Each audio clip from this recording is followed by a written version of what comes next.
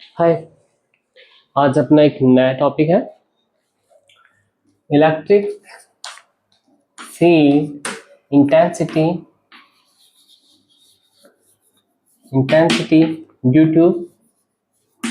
To a spherical cell।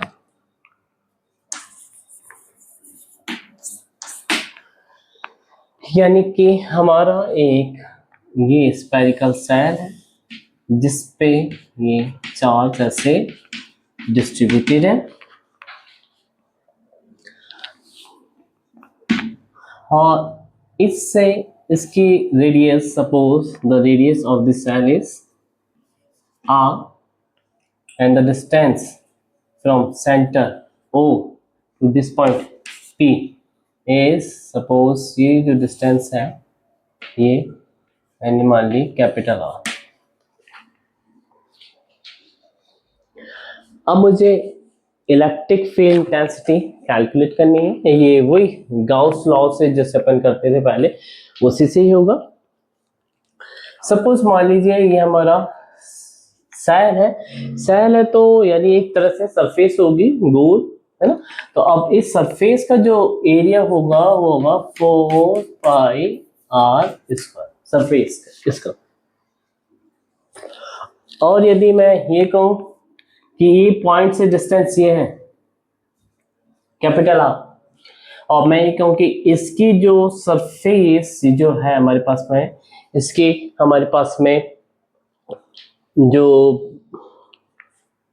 Sigma है, यानी मान लीजिए सरफेस पे पूरा चार्ज क्या है Q है, और सरफेस जो डेंसिटी है सिग्मा वो हो जाएगा Q upon 4 pi r square. और इसके ऊपर चार्ज कितना हो जाएगा Q स्क्वायर टू ये सिग्मा सरफेस डेंसिटी थी, ये हो जाएगा सिग्मा 4 पाई r स्क्वायर। अब मुझे क्या निकालना है, देखो इसकी तीन कंडीशन होंगी। फर्स्ट कंडीशन, इनर साइड में हमारे पास में इंटेंसिटी कितनी होगी और इस सरफेस में इंटेंसिटी कितनी होगी और आउटर साइड में इंटेंसिटी कितनी होगी, इलेक्ट्रिक फील्ड इंटेंसिटी। तो सिंपल सा है, फ्लक्स होता था E डॉट dA, क्या होता था Q अपॉन एप्सिलॉन E। तो मेरा ये है इलेक्ट्रिक फील्ड जो बाहर की तरफ जाएगा, यानी ऐसे प्रोड्यूस होगा, सरफेस पे है क्योंकि ये चार्ज, तो इलेक्ट्रिक फील्ड स्पेयर में बाहर की तरफ ऐसे प्रोड्यूस होगा। तो हमारे पास में डी यानी इस सेल का जो सरफेस एरिया है वो कितना होगा 4 पाई r स्क्वायर। अब मैं इसकी फर्स्ट कंडीशन है, इफ यदि ये जो है r, ये r स्क्वायर टू यानी ये जो सरफेस है, सरफेस पे यदि मैं मान लू इस पॉइंट P को इधर मान लेता हूं, इस पॉइंट इधर ही है, यानी ये रहा, जैसे कि ये पॉइंट P है, तो ये क्या हो जाएगा, यानी r equal to capital R equal to capital R। और दूसरी पोजीशन पे यदि ये है ऐसे, ये तो हो गया first position suppose, and second position अगर r ये कैपिटल R यानी r greater than two r, ये हो गया हमारी second position. And third position क्या होगी, फर्स्ट सेकंड थर्ड, यानी ये जो r है कैपिटल R, जो मैं अगर इधर ले लूं पॉइंट P को, इसको मैं मान लूं r ऐसे, तो क्या हो जाएगा r लेस देन r। तीन पोजीशन होगी इधर। तो मैं इफ फर्स्ट पोजीशन के लिए ले रहा हूं r equal to r, if r equal to r, then क्या हो जाएगा I equal to E dot 4 pi r equal to r है तो इधर r स्क्वायर कर लो, और Q क्या है हमारे पास में, ये रहा sigma 4 pi r square upon epsilon. तो E क्या हो जाएगा, is the 4 pi r square से ये कैंसिल हो जाएगा, तो हमारे पास में क्या आ जाएगा sigma upon epsilon, sigma upon epsilon ये हो जाएगा। और सिग्मा अपॉन एप्सिलॉन को हम इधर यदि वैल्यू में रखें, अगर क्यू की रेस्पेक्ट में रखें, है ना, तो क्यू अपॉन 4πr² भी लिख सकते हैं, यानी लिख सकते हैं क्यू अपॉन, अगर हम इधर क्यू को ही रखे रहने देते, है ना, जैसे कि ये चार्ज को क्यू यदि हम रखे रहने देते इधर, तो ये हमें इस तरह नहीं लिखना पड़ता, सिर्फ क्यू हो जाता और 4πr² ये इसके नीचे आ जाता। तो इसकी जगह हम सिग्मा की जगह क्या लिख रहे हैं, ये 4πr²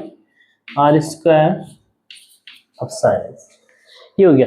इधर में r इक्वल टू r है तो मैं r equal to capital R भी लिख सकता हूँ, है। तो हमारे पास में ये हो जाएगा q बटे 4πr² एप्सिलॉन। ये अब सेकंड केस है, ये तो हो गया first. Second case, if r is greater than r, r जो है ये पॉइंट इधर है, तो हमें पता है कि इलेक्ट्रिक फील्ड इंटेंसिटी तो बाहर की तरफ प्रोड्यूस हो रही है, लेकिन रेडियस जो है हमारी ये कैपिटल R, ये इस जो सरफेस की जो रेडियस थी इससे ये ज्यादा हो गई है। तो सिंपल सा है, हमारे पास में ये जो है एरिया अब इधर का कवर हो जाता है, यानी ये हो जाता है 4π कैपिटल R। तो हम लिख सकते हैं pi equal to lead of dA equal to q upon epsilon, और dA क्या हो जाएगा, अब हम ये वाला एरिया लेंगे, ये वाला एरिया को, यानी इलेक्ट्रिक फील्ड तो सारी की सारी गॉस लॉ से ऐसे स्प्रेड हो रही है, इधर भी, तो अब ये भी जो हमारा स्फीयर है वो भी स्प्रेड होता जाएगा, लेकिन इलेक्ट्रिक फील्ड यहाँ से चालू हो रहा है, हमारा जो चार्ज था सरफेस पे इधर था, है ना, तो ये ऐसे फैलता जा रहा है, तो वो रेडियस इधर भी, यानी फील्ड उतना ही जनरेट होगा लेकिन रेडियस क्या हो जाएगी, बढ़ जाएगी। हमारे पास में हो जाएगा ये जो है, इसकी जगह मैं लिख सकता हूं E4π capital R² equal to q upon epsilon, और E इक्वल टू क्या हो जाएगा, ये इसके नीचे आ जाएगा, यानी E इक्वल टू हो जाएगा Q4π कैपिटल R² एप्सिलॉन। ये अब नेक्स्ट है थर्ड के लिए मैं इधर ले रहा हूं, जैसे थर्ड में इधर कर देता हूं, चलो थर्ड है if R is less than two R। अगर मैं इस R को, ये जो है, ये जो कैपिटल R था इसको मैंने अंदर ले लिया, यानी इसके अंदर है, इसके अंदर हमारे पास में क्या है, चार्ज Q 0 है, तो क्या हो जाएगा, वही फ्लक्स जो होगा हमारा, यही फॉर्मूला रहेगा E डॉट dA Q अपन एप्सिलॉन। तो इधर Q की वैल्यू क्या हो जाएगी, 0, और इधर क्या जाएगा 4πr², है ना, तो हमारे पास में 0 में इस चीज का डिवाइड भी कर देंगे हम, तो हमेशा क्या रहेगा, 0 रहेगा, तो मैं क्या आ जाएगा E इक्वल टू 0। ये था हमारा electric intensity due to the spherical shell, ये इसका पूरा। अब इधर देखो, मैं ग्राफिकल रिप्रेजेंटेशन बनाया मैंने इसका स्फेरिकल सेल का। ये जो लाइन है मेरी किसको रिप्रेजेंट कर रही है, इस पॉइंट पे जो डिस्टेंस थी r को, और ये जो है मेरा point r equal to r लिया है, यानी मेरा पॉइंट इस जगह था, और इससे पहले अगर मेरा पॉइंट कैपिटल R इंटरनल था, तो ये मेरे पास में इधर इलेक्ट्रिक फील्ड कितना था, 0, इधर तो क्या था, इलेक्ट्रिक फील्ड 0 था, तो इसलिए यहां से लेकर यहां तक इलेक्ट्रिक फील्ड क्या है, 0 है, और R equal to capital R equal to small r पे ये मैक्सिमम है ऐसे, और फिर धीरे धीरे कैसे 1/r² के प्रोपोर्शनल होता हुआ ये ऐसे दिखे होता जा रहा है नीचे। तो ये हमारा ग्राफिकल रिप्रेजेंटेशन इसका स्फेरिकल सेल का।